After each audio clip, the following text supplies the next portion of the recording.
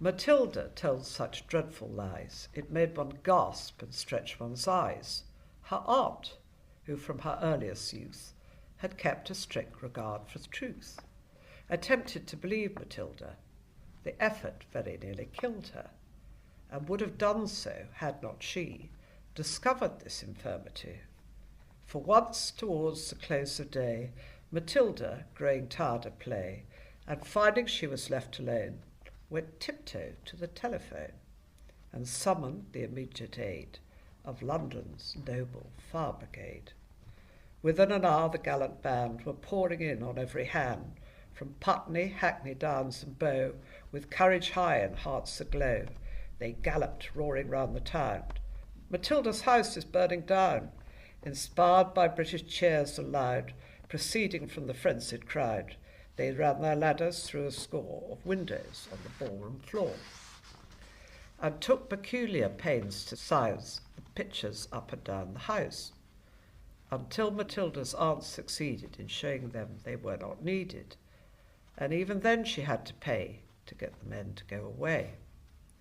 It happened that a few weeks later her aunt was off to the theatre to see that interesting play, The Second Mrs. Tanqueray.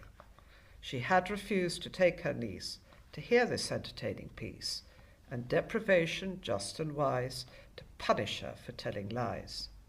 That night a fire did break out. You should have heard Matilda shout. You should have heard her scream and bawl, and throw the window up and call to people passing in the street, the rapidly increasing heat encouraging her to obtain their confidence, but all in vain. For every time she shouted fire, they only answered little liar, and therefore when her aunt returned, Matilda and the house were burned. How are you marking National Poetry Day? You have just listened to the Duchess of Cornwall read Matilda by Hilaire Belloc, one of Her Royal Highness's favourite poems. Her Royal Highness is passionate about literacy and believes it is especially important to encourage a love of reading and writing from an early age. This year, the Queen presented the Pulitzer Prize-winning Irish poet Paul Muldoon with the Queen's Gold Medal for Poetry during a private audience at Buckingham Palace. Ann Duffy was the first woman to hold the post of Poet Laureate in its nearly 350-year history. The Poet Laureate is appointed by the Queen on behalf of the Prime Minister and composes poems for state occasions. Her Majesty also awards the Gold Medal for Poetry, which was instituted by King George V in 1933.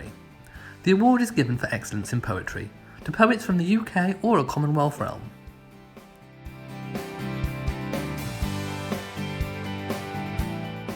If you have enjoyed this video, then please give it a big old thumbs up. Don't forget to share on social media, and also hit that notification bell so that you know whenever I upload a new video. So from me in Shropshire, goodbye.